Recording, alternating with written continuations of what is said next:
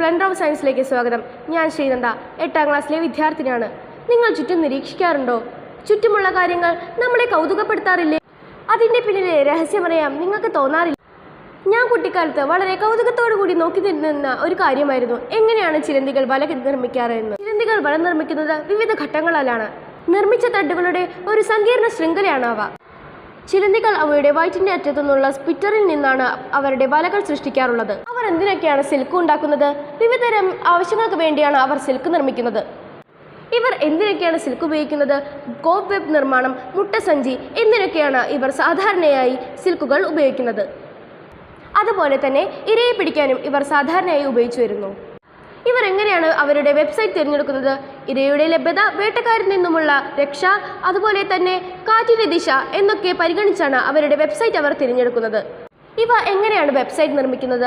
വിവിധ ഘട്ടങ്ങളാൽ തന്നെയാണ്. ആദ്യമായി ഒരു നീണ്ട സ്റ്റിക്കി ത്രെഡ് വായുവിലേക്ക് വിടുന്നു. ഇത് അതിൻ്റെ ബേസായി പ്രവർത്തിക്കുന്നു. ഇത് ഫൗണ്ടേഷൻ ത്രെഡ് എന്ന പേരിലാണ് അറിയപ്പെടുന്നത്. അടുത്തതായി റേഡിയർ തട്ടുകൾ. ഇത് ഫൗണ്ടേഷൻ തട്ടിലും അതുപോലെ തന്നെ മറ്റു പ്രതലത്തിലും പിടിച്ച് അവ നിർമ്മിക്കുന്നു. സ്പൈറൽ ത്രെഡുകൾ ചിലന്തി വൃത്താകൃതിയുള്ള പാറ്റേണിലാണ് നിർമ്മിക്കുന്നത്.